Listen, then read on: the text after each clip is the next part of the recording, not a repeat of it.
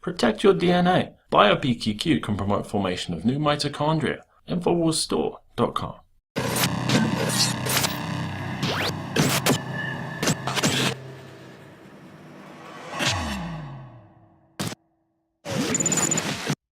I'm Millie Weaver, and I'll be taking you guys through the news tonight. Well, former Attorney General Loretta Lynch could be facing from 5 to 10 years in prison. Now, this is absolutely amazing. Former Attorney General Loretta Lynch could be facing charges of misconduct in office. This is for alleged emails, whether they exist or not, that might be between Attorney General Loretta Lynch and the former DNC chairwoman Debbie Wasserman Schultz for improperly discussing the Clinton email investigation.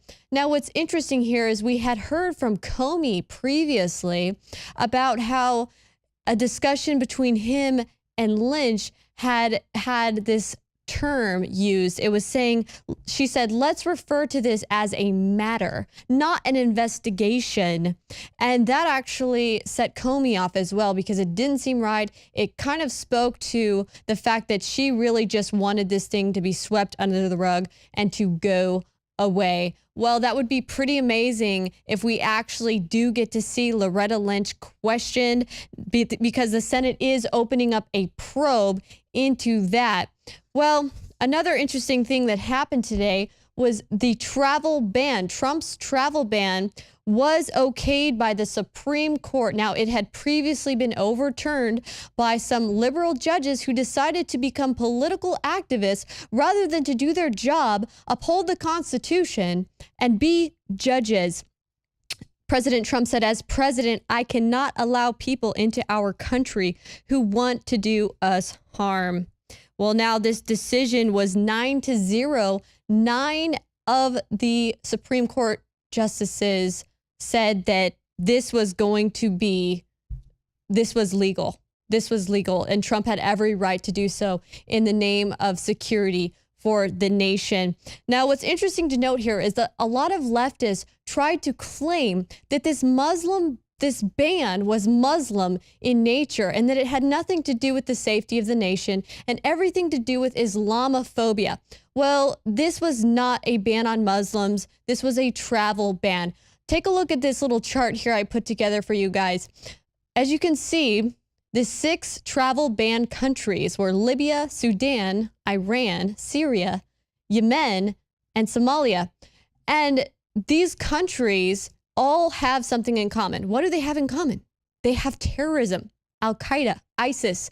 There are problems, significant problems going on where it is a threat to our national security. Now, if you look over here at the 10 highest Muslim populated countries, you can see that we have Indonesia, India, Pakistan, Bangladesh, Nigeria, Egypt. Number 7 is Iran, Turkey, Algeria, Morocco. Well, notice that the only country that is in both of these lists is Iran. Now, what does that say when you have these countries who have the highest population of Muslims in them? And only one country, Iran, which is number 7, is listed in Trump's travel ban. Yet you have these liberals claiming that Trump was trying to ban Muslims. Well, then why wasn't Indonesia on Trump's travel ban? Why wasn't India, Bangladesh, and so on and so forth? Why wasn't all of these other countries? Why weren't they included in Trump's travel ban? That's because it's not actually a Muslim ban. It's a travel ban for the safety and security of the nation. Well, there's something also really interesting about this travel ban. It says here that some people can come into the country if there's a credible claim of a bona fide relationship to a person or an entity. So even family members can still bring in their relatives from those 6 countries on the travel ban, as well as universities. So liberals are making a bigger deal out of it than it really is. But you know what? Let's hear from Joe Biggs for a quick report for more on Trump's travel ban, and we'll come right back.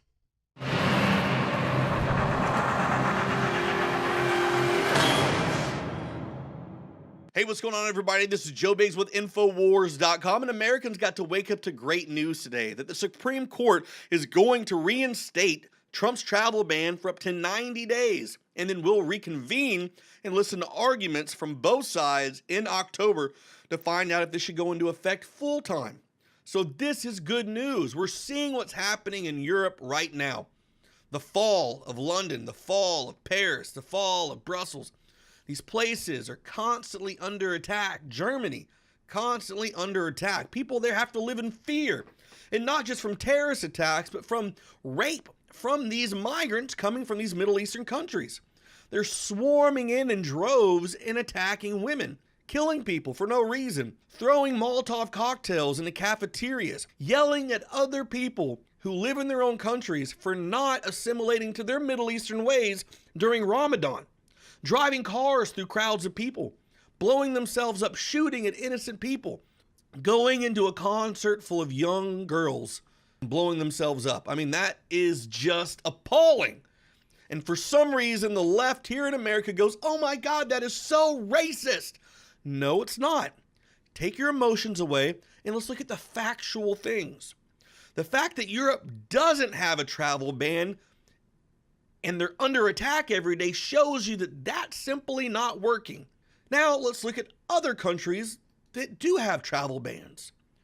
And this is coming from your own liberal news source, Huffington Post.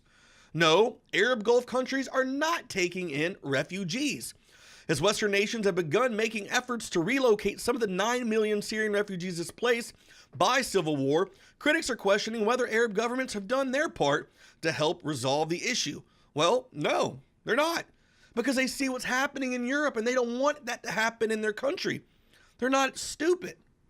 It's easy to get emotional. It's easy to have your heartstrings tugged at by propaganda. Sometimes you have to pull yourself away from the TV. Sometimes you have to pull yourself away from the crazy headlines and Rachel Maddow and whatever dumb crap you're listening to and go, hey, let's look at the pros and cons. Let's look at the facts. Let's take a deep breath. Let's drink my caramel mocha latte and tighten up my man bun because it's, we just need to focus on what's going on. Saudi Arabia, Bahrain, Kuwait, Qatar, Oman, and the United Arab Emirates have all seen what's going on in Europe and said no to it. No. Other countries are doing it, so why can't we? Why can't we make our country safe from radical Islamic terrorism? Why can't we even prevent these types of people from coming in? Now, it's not a complete and total travel ban, but what we're finding out today is that the Supreme Court is letting the Trump administration mostly enforce its 90-day ban on travelers from the 6 mostly Muslim countries. The action Monday is a victory for Donald Trump and Americans all over the place that see what's going on. The court did leave one category of foreigners protected, those with a credible claim for a bona fide relationship with a person or entity within the United States. So that is the Trump travel ban loophole. If you're coming from one of these states, these countries, and you have a credible claim of a bona fide relationship with a person within the United States, and both parties have been vetted, so forth and so on, these people can come in to the United States. So it's not racist to want to save our country. It's not racist to see what's happening in other countries and go, hey, I don't want that to happen here. Separate emotion from fact. Let's focus on the facts. Let's look at what's not working in Europe. Let's look at what's working in other areas, and let's make a good rational decision for our country, because we don't want our women raped. We don't want female genital mutilation. We don't want a car to drive overs. We don't want to be blown up at a concert. We don't want to be shot down for no reason because we don't have the same values as that country across the pond. This is America. You assimilate or get the F out, Roger. And that's it. There's no other way around it. Stay tuned for more reports at Infowars.com. I'm Joe Biggs. Well, it has been a victory, this travel ban, victory for President Trump and for people that just want to live in a safe, secure nation. But the GOP has released their newest version of the Senate health care bill. Now, you have Republicans on one side upset about it, but you also have liberals upset about this bill. The liberals are mad because it has cuts to Medicaid, Whereas a lot of the Republicans are mad because it's essentially Obamacare light. I mean, there are some penalties as well, just as we've seen with Obamacare for not having consistent health care coverage. The plan actually says that you can be penalized for missing for having a gap in coverage of up to 63 days. And that means that you could actually have to go without health care for 6 months. They could make it so you don't have health care for 6 months. And they can even charge you a 30% increase when you re-enroll in healthcare. Now, I don't see this actually working. I don't see people actually wanting to sign up for this. And many insurers have already made their decisions, letting regulators know whether they're going to participate or not in the marketplace. And a lot of these insurers are already saying that they're going to have a sizable number of rate increases. So you can expect that your rates are still going to be up. There's still going to be some monopolies there. So I don't really see this passing. Some senators like Rand Paul, Mike Lee, Senator Ted Cruz, they've come out, they've spoken out against it.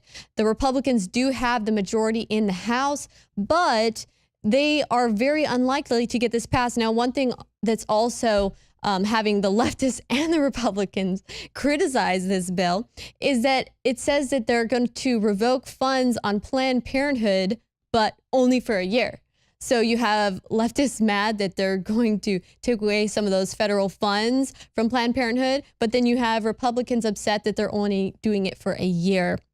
So it's interesting to see, but my prediction is that this bill is not going to go very far. It is most likely going to fail. But let's talk a little bit about the Trumps. Let's talk about the Trump family. Apparently, Eric Trump appeared to have a new haircut that massively triggered liberals. They just couldn't handle it. They could not handle his new haircut. They said that his haircut resembled that of white supremacist racists, and he had a racist haircut. Now, how do you have a racist haircut? I guess they were comparing his haircut to that of Richard Spencer, who leftists claim is a racist. Well, what's interesting here is that Eric Trump's haircut is very similar to the haircuts of, let's see, Miley Cyrus had the same haircut, Justin Bieber had the same haircut, Katy Perry had the same haircut, David Beckham had the same haircut. I mean, you've seen so many celebrities and trendies with his haircut. If anything, he made the mistake of getting a trendy haircut, and maybe the trendies are just jealous that they're taking their haircut and he's doing it better. I don't know, but it's just pretty ridiculous to see this. They're comparing him to Hitler. Look, he's got Hitler's haircut. Well, so did Miley Cyrus, apparently. Well, now, at the Dyke March, organizers banned the Jewish flag. Okay, this is the Dyke March here. Now, I'm not naming it that. This is what they themselves, the LGBT community, named this march. And apparently, some people were out there with the rainbow flag with a Star of David on top of it. And apparently that triggered some people. And apparently some of these SJWs took offense to the Star of David on a flag. And they said that they actually had to ask the people, I think there were about 3 people that had the Star of David on their rainbow LGBT friendly flag, and they were asked to leave. Now, whatever happened to tolerance? Whatever happened to inclusivity when you're having people leave because you don't like their religion? Now, they released a statement. The Dyke March released a statement apologizing for the incident. Not saying that we made a mistake, we shouldn't have banned these people. No, they said that they're sorry for the incident that had occurred, but they had repeatedly expressed support for Zionism, so we had to make them leave. Well, is that so that they don't offend Muslims? That's the question. Now, a feminist magazine was demanding that white women abort their babies to solve racism. What are we coming to when we have these leftists out there saying that white women need to abort their babies to solve racism so that white people are no longer the majority in the country, so that they can then abort their babies and go help take care of other people's babies? That's what it literally says in this article. So on one hand, we have leftists saying white women need to abort their babies. But then we have conservatives and Republicans saying, let's ban abortion and it's horrible. And let's stop the fact that the majority of abortions that are occurring in the United States are from African Americans, and it needs to stop. So rather than pointing out that Black women should stop aborting their children, they're simply saying white women should have more abortions. It's getting pretty sick, guys. This SJW liberal lunacy is getting really sick. And at least we're seeing victories such as the travel ban. We're seeing victories as well. And hopefully people can get red pilled. People can wake up to this lunacy like we had just seen at the Red Pill Expo in Montana, where many truth seekers came out to find out about the truth. And that gives you hope right there that more people are interested in learning the truth. You just have to share it. Share the links, guys. Share the links to the site, because you know what? You are going to red pill some people. The word needs to be spread, and we're doing the best we can, guys. So stay tuned, guys, because there are going to be more awesome reports after this short break.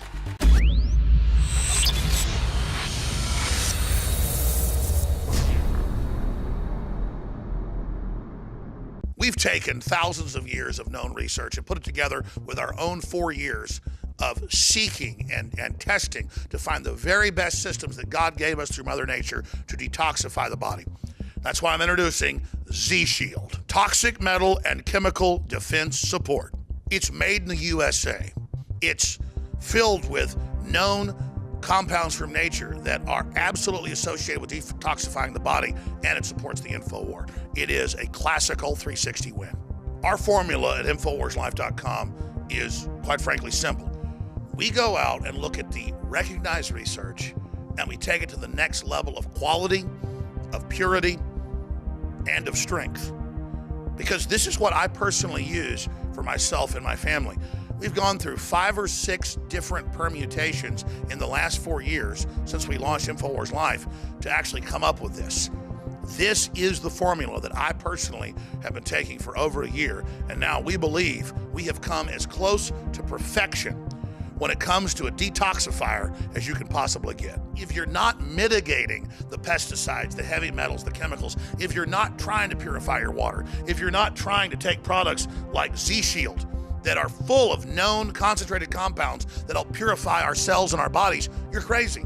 You owe it to yourself, you owe it to your family, and you owe it to the future of this country and the world that patriots stay as healthy and as clean and as focused as you can be, because we need you, the remnant of America, to reignite those brush fires to the next level and to be healthy and as focused as you can be. Because if you're sick, if you're over there on the sidelines and not in the fight, you're basically giving in to the New World Order. Thanks to your support and your prayers, together, we're changing the world. Now it's time to change our bodies with Z-Shield at InfoWarsLife.com.